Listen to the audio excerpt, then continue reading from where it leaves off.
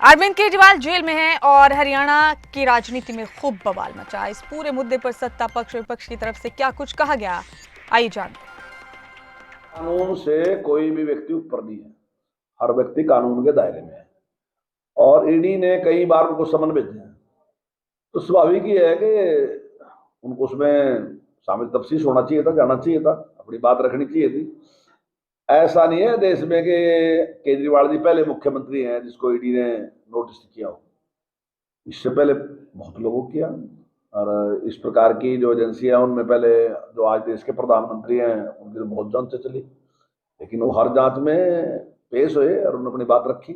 मैंने कहा था कि अगर भाजपा को सत्ता से बाहर करना चाहते तो सारे नेताओं को इकट्ठा होना पड़ेगा, स्वार्थ छोड़ना पड़ेगा। हमारे बहुत सारे ऐसे लीडर हैं जो केवल और केवल अपनी ताकत बढ़ाना चाहते हैं, उनको आम लोगों से कोई वास्ता नहीं है। और जो स्वार्थी है, उन स्वार्थियों की वजह से आज भाजपा के हौसले बढ़े हुए। मैंने कहा अगर सारे इकट्ठे नहीं होंगे, इकट्ठे होकर के नहीं लड़ोगे तो ये सत्ता से बाहर नहीं होंगे।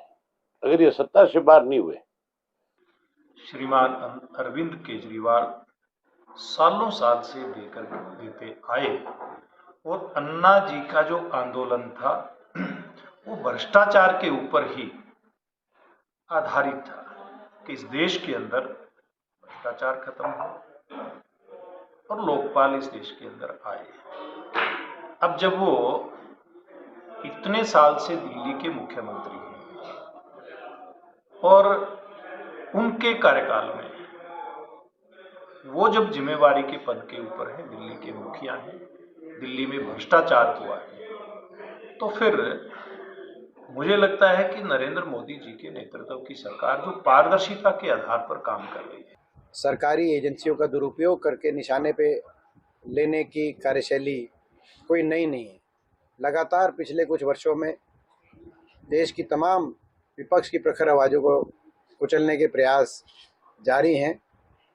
कोई ऐसी पार्टी नहीं बची विपक्ष में और कोई ऐसा मजबूत नेता नहीं बचा विपक्ष में जो भाजपा सरकार के निशाने पर ना हो। और मैं इस कार्रवाई को उसी कड़ी में देखता हूँ, उसी रूप में देखता हूँ। दुर्भाग्यपूर्ण है